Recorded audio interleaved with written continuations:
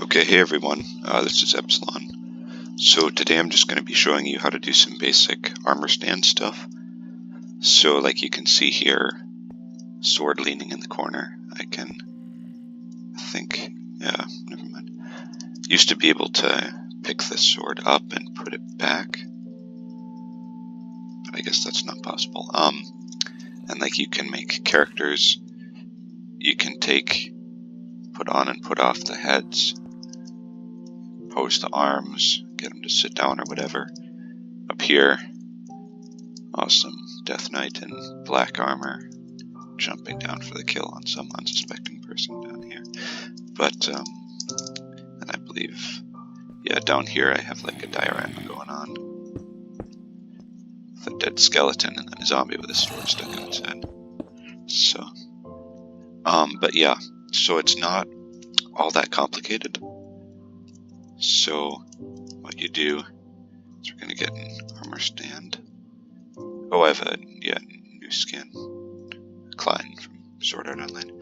But anyway, so you go like so, / entity data, @e, and then if I just did @e and then proceed with the command, it would run the command on everything in the world, which would mess up all my other armor stands. So I'm just going to do @e r equals 2, which will do the command on everything within a 2-block radius. So if we just stand next to this thing, it will run it.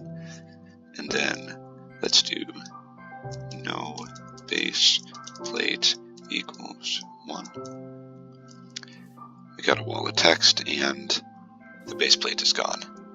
So still one thing obviously wrong with this is first of all we need to put on a head.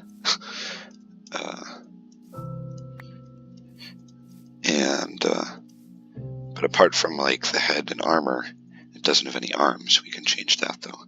So, and you know, you can use the up and down arrow keys on your keyboard to go between commands. And so I'm just going to go back to this command and do show arms. So we're just capitalizing the first letter of each word. Show arms equals 1 for true. So currently show arms is equal to 0. If we set it to 1, it has now gained arms. We can put a sword in its hand now. We cannot put a sword in this other hand. However, if we do, let's see, there's a replace item, @e r equals 2.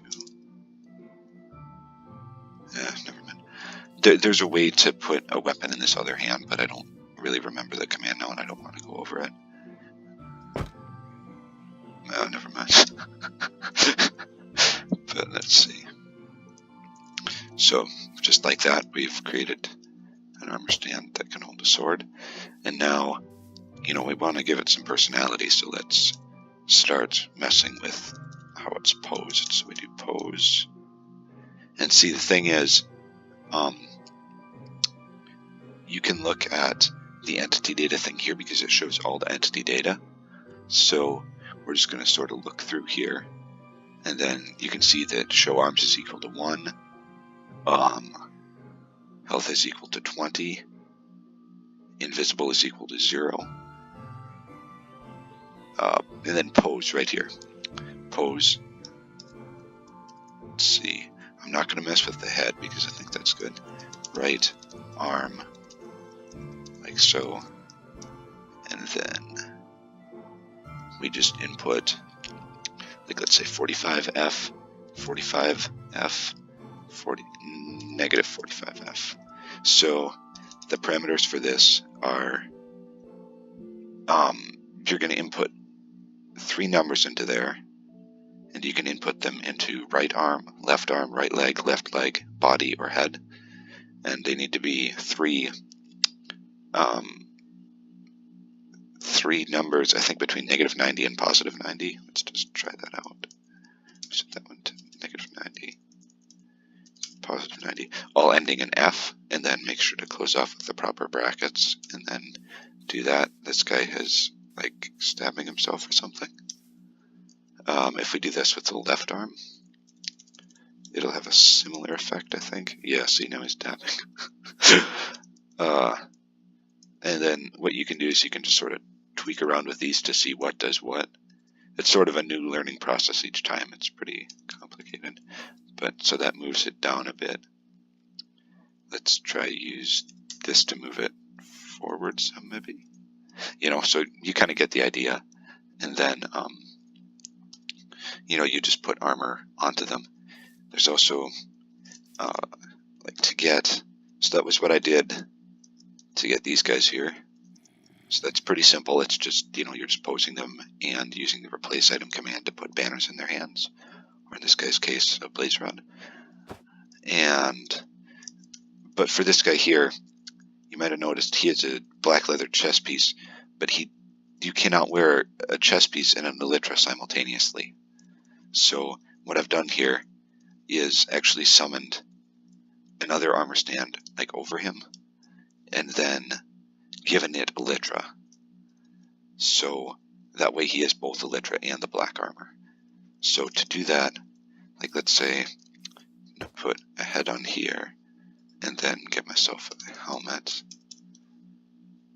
like so. So what I'm going to do is I'm going to /TP epsilon at E type equal armor stand R equals 3. That should work, right? Okay, so we are now inside of the armor stand at its exact coordinates. We're going to /summon Minecraft armor stand tilde 2 tilde, and we are going to put a data tag on. So this is the entity data that we've been messing around with. We're going to do no gravity invisible equal 1b. Okay. What is, oh yeah, sorry. So that's, you need to put that. Okay. So we have summoned something above.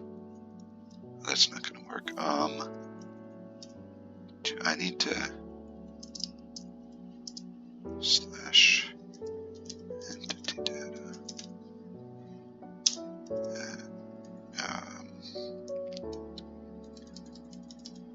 Invisible equal 0b. If we, what? There we go. So we've now set this thing. I'm going to put that on it. It's facing the wrong way, but I'm going to ignore that just for the purposes of the demonstration. Wait a second. Okay, so now it's invisible. We're just going to give it no gravity equal 1. That should work, right? Just start placing some blocks next to it, right? Okay, so for some reason that thing isn't falling. Usually they will fall, and so you can end up with something here where you have a player head and a helmet, and it kind of messes up with the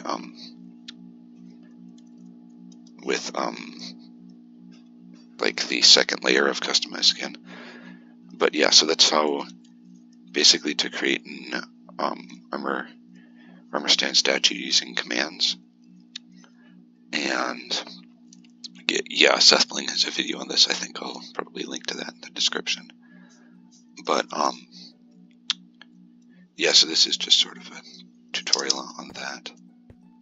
But yeah, I hope this helps. It's not super hard, and you can create pretty cool things.